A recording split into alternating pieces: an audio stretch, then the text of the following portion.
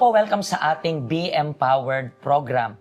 At itong Be Empowered program na ito, meron tayong mga iilang episodes every week para lang po malaman ninyo yung real life stories ng mga OFWs dito po sa Hong Kong. Yung iba sa kanila may experience na sa ibang bansa like Middle East, pero mostly lahat ng kakausapin natin ngayon is may mga experience dito sa Hong Kong dahil ito yung current location namin as of now. At ngayon, meron tayong special guest. Ano pong pangalan ninyo? Madeline, Pastor. Madeline.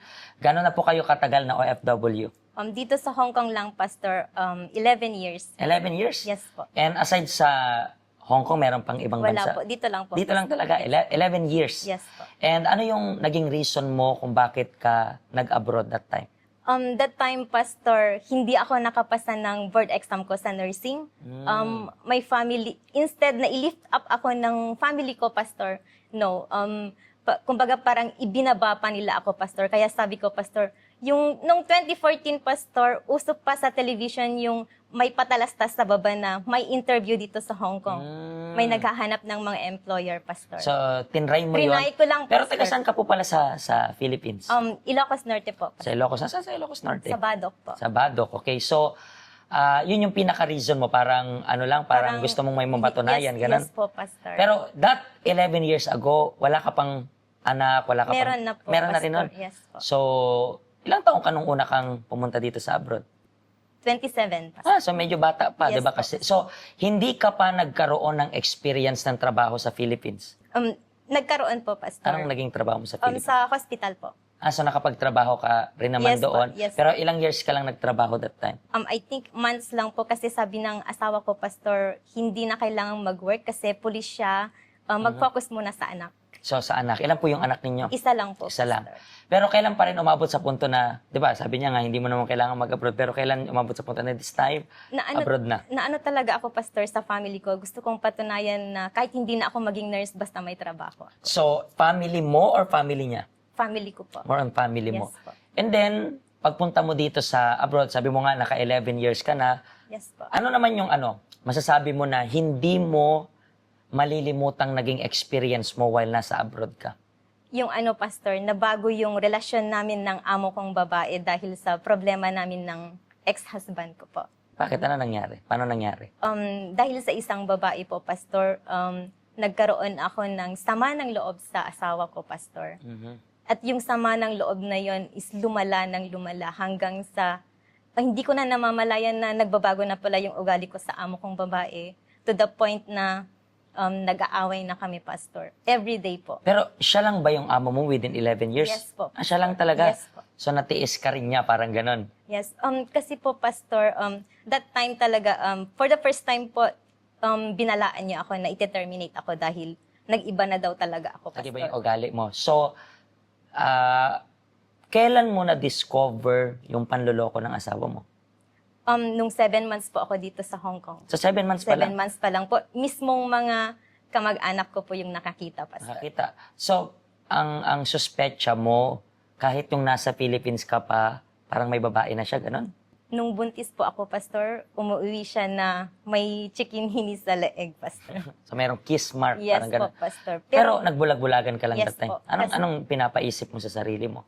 Na ayaw kong mabigyan ng family broken yung anak ko kasi po, Pastor, family broken din po ako. So, kahit basag yung family mo, parang ayaw mo lang ma-witness. Babae yung anak mo, lalaki? Lalaki po, Pastor. So, kasi nakakita ka na ng sign, di ba? Na parang linoloko ka. And then, 7 months ka dito, nakita na rin ng family members mo na linoloko ka. Sila rin yung nagbalita sa'yo. So, paano yung naka-apekto sa iyo yung balita? Kinonfirm mo ba muna Yes sa kanya? Kinonfirm ko po sa kanya, inamin po niya, Pastor. Nag-sorry siya. Ang akala ko, Pastor, napatawad ko na siya, pero hindi pala. Kasi habang naaalala ko yung ginawa niya, Pastor, sumasama yung loob ko. Pero yung kinompronta mo siya, kinonfirma mo siya, ano ba yun? Naghiwalay na rin kayo that time? Or? No, Pastor. Naging kami pa rin hanggang 2018. Pero ano yung parang naging ultimatum para this time, ayoko na, parang ganun? Yes po, Pastor, kasi may mga nagme-message sa akin na hindi pa pala niya hiniwalayan yung So, hindi babae. pa rin siya nagbago. Yes po. So, once again, 2018, kinumpront na muna naman siya, but this time, para maghiwalay na. Not yet, Pastor. Not yet pa. Not yet. Mhm. And then until 2019, yan na talaga, Pastor. Yan na, tapos na. Tapos na. Ikaw yung nakipaghiwalay sa kanya. Yes po, Pastor. And then, yung nakipaghiwalay ka sa kanya, ano sabi niya? Parang gusto niya na rin, Pastor. So, parang pabor na lang rin yun Yes sa po. kanya. Ang hindi ko kasi alam, Pastor, na ang akala ko, ako lang yung nasasaktan. Siya pala, sinasasaktan ko na dahil sa ugali ko, Pastor. So, dahil nga sa nagkaroon ka ng sama ng loob, so, parang nagdilim yung lahat. Yes po, Pastor. So, yung mga walang kasalanan, nadadamay. Nadadamay. How about sa anak mo? Hindi po siya nadamay, Pastor. Ayaw kong madamay. Mhm. Pero alam ng anak namin na ganun yung nangyari, Pastor. Ilan taon na yung anak mo ngayon? 13 years old. 13 na. Babae yan, lalaki? agad? Lalaki. Lalaki. po, So, Pastor.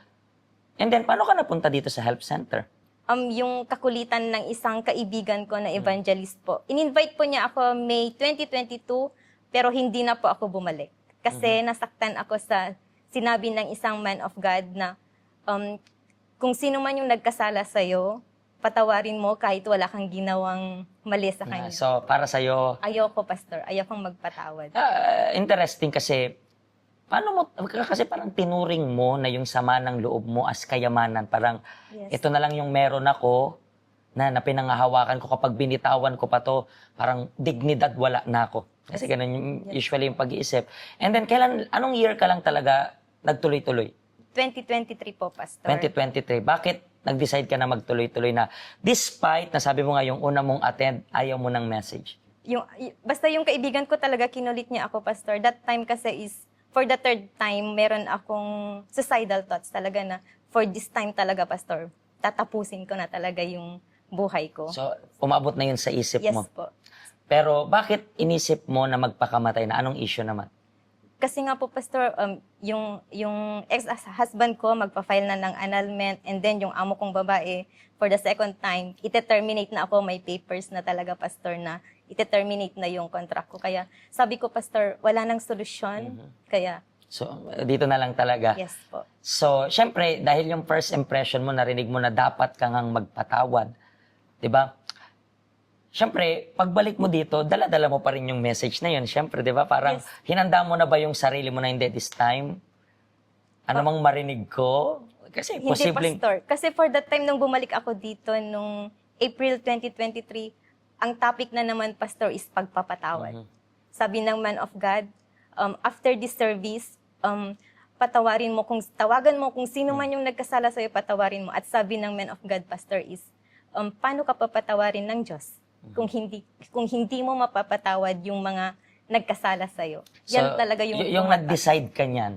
Nang araw rin ba na yun, nag-decide ka o hindi pa? Nag-decide na po talaga ako, Nag-decide ka na? Pastor. Nakita ng kaibigan ko talaga, nagtaka din yung ex-husband ko kasi tinawagan ko siya, Pastor, nag-sorry ako at saka sinabi ko sa kanya na pinapatawad na kita. Pero malaki bang laban yun sa puso tapos sa Yes. isip? Malaki po talaga, Pastor. Mahirap pero kasi ang tumatak talaga, Pastor, tama nga naman. Paano ako papatawarin ng Diyos kung hindi ko mapatawad yung mga taong And nagkasala? actually, we keep on telling yung mga tao na when we talk about pagpapatawad, it's not all about papatawarin. It's not all about kung deserving yung papatawarin mo. Diba? We keep on telling yung tao na pwedeng hindi deserve yung tao. Pero ikaw, kailangan mo na, deserve mo na meron kang peace. So that moment, doon na rin nag-start yung changes sa loob mo. Yes, Pastor. Nagtaka din yung amo ko pag uwi ko sa bahay kasi, Pastor, 9:30 pa lang ng gabi, nakatulog na ako. Kinaumagahan, kinausap ako ng amo kong babae kung mayroon ba akong sakit. Kasi ang hindi ko alam, Pastor, ino-observe pala niya ako kasi ang sabi niya, mostly na natutulog ako is around 12 a.m., 1 a.m. For the first time, sabi niya sa akin, Pastor, for the first time I saw you, nakatulog ka ng maaga. And then ano sagot mo? Sinabi ko sa kanya, Pastor. Nag-sorry muna ako sa kanya, Pastor, kasi nga palagi ko siyang sinasagot. And then sabi ko, Ma'am, I don't know, but I called my husband and then I told him na pinatawad ko na siya. And then, Ma'am, kinausap ko na rin siya, Pastor, na kung pwede sana is palagi akong mag-day off ng Sunday kasi mag-a-attend ako sa health center. Pinayagan ka naman niya. Yes po, Pastor. I believe kasi nakita niya rin yung transformation. Yes. Hindi napapansin kita, minsan nakakating ka rin ng weekdays, Yes di ba? po, Pastor. Okay lang rin yun sa kanya. Yes po, pinayagan. So since then, nakita niya yung changes Pagbabago. nun sa'yo. Yes po, Pastor. Kaya basically, tumagal ka rin sa kanya rin ng 11 Yes years. po. So ngayon, okay yung relationship yes ninyo. Po, mas gumanda yung relasyon namin ng amo kong babae, Pastor. Palagi siyang nagre-regalo, binibigyan ako ng bonus. Pati pagdating sa mga pampaganda, siya na yung bumibili, hindi na ako yung bumibili, So Pastor. talagang parang naging best friend kayo ngayon, yes di po, ba? Pastor. So, interesting kasi lahat nasa isang step na kaya mo naman gawin that time. Di ba? Usually, sabi natin, pwede mong sabihin na mabigat, pero kaya mo pa rin. Di ba? Mahirap gawin, pero kaya mo pa rin. Di ba? Hindi naman, ang pagpapatawad, di naman imposible. Kaya mo kung gugustuhin mo. Kasi that day, di ba yung pagtungtong mo again, okay, after ng meeting, let me call. Di ba parang, di ka na nag-antay na, hindi, prepare ko muna yung sarili ko. Pero kasi, may mga taong ganyan mag-isip, hindi, kailangan mo na ng matinding preparation, hocus-pocus, parang ang dami nilang nilalagay sa isip nila, pero hanggang kailan mo papadilimin yung buhay mo? Pero ikaw, nakapag-decide ka, and naging maayos yung lahat. Diba? So, yun rin po yung gusto naming sabihin para sa inyo na posible magpatawad. Okay, fine. Naririnig mo siguro same yung reaction mo ng una niyang reaction. Bakit mo nga ba papatawarin kung ikaw yung naagrabyado? May point ka naman. Pero gusto kong isipin mo rin yung naisip niya. Kasi yung buhay mo hindi na paangat eh. Padausdos na. Pababa na yung buhay mo. And then, alam mo, believe me, hindi ko kailangan turuan ka kung anong dapat mong gawin. Alam mo yung dapat mong gawin. Yung health center bukas everyday, so feel free na bisitahin yung health center namin. Maraming salamat po sa pag-share ninyo ng story na ito and hopefully ma-overcome rin ng mga kababayan natin itong sama ng loob. Katulad ng lagi natin sinasabi, hindi man deserve ng tao na yun ng kapatawaran pero deserve nila ng kapayapaan. Thank you very much. Salamat rin po sa inyo. Magkita-kita po tayo once again sa next episode natin. God bless you po.